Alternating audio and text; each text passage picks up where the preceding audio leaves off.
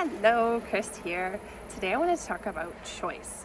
So we have a choice in our happiness. I truly believe this. Right now I am across from a highway, you can probably hear it, and I could choose to look at that highway, or I could choose to look at the beautiful little nature area behind me, and I can listen to the grasshoppers, or I could listen to the highway noise, and it's a choice. And no, we don't choose what happens to us. So we don't choose to go through trauma or hard circumstances, but we do choose what we do with that. So I didn't choose to be sick. Those that are following me know that I am dying. So I am 41 years old and I will most likely never see 50. And I can choose what I do with that and how I live the rest of my life.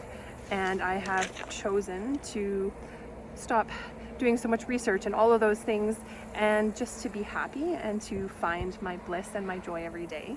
And doing things like this, making videos, going and getting outside, are things that make me really happy. So I choose to do them. There is always a silver lining, and life is always more good than bad. You just have to find it.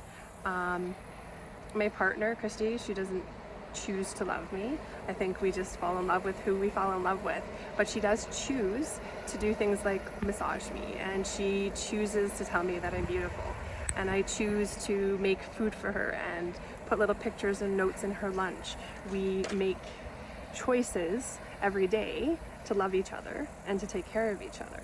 And that is finding the happiness. And I didn't choose to have endocrine, autoimmune, and genetic disorders.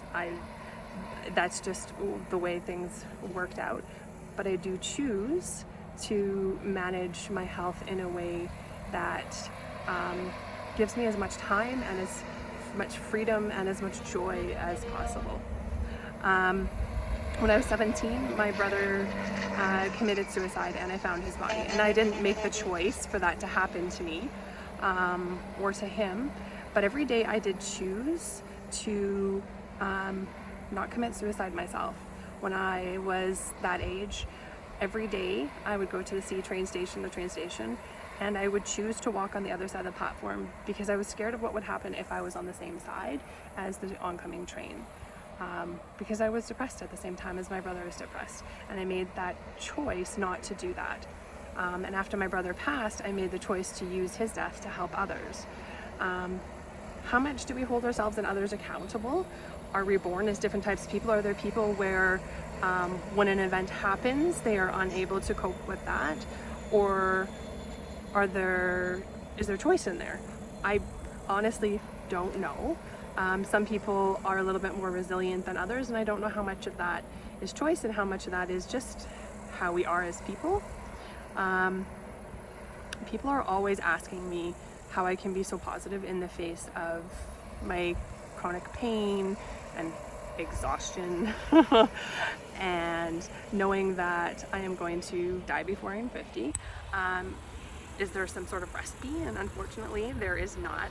I think it's just about how we choose to handle the situation and just moving forward. And yeah, sometimes it requires an ugly cry on the bathroom floor or going out into nature and screaming F you. And I do those things. And then I pick myself up and I find a way forward and I find a silver lining. There is always a silver lining. There is always positive. So I'm going to share with you what I think the meaning of life is, and that is love. If you teach with love, and I don't necessarily mean formally teach, and we teach in always, all the time, and don't wait to do what you love. Stop waiting for, 10 years from now, I am going to save to do that thing. I am going to go to travel where I want. I am going to tell that person that I love them. Whatever it is, just do it now. Do what you love, and your life will be so much better. And just always find that silver lining, because life is always more good than it is bad.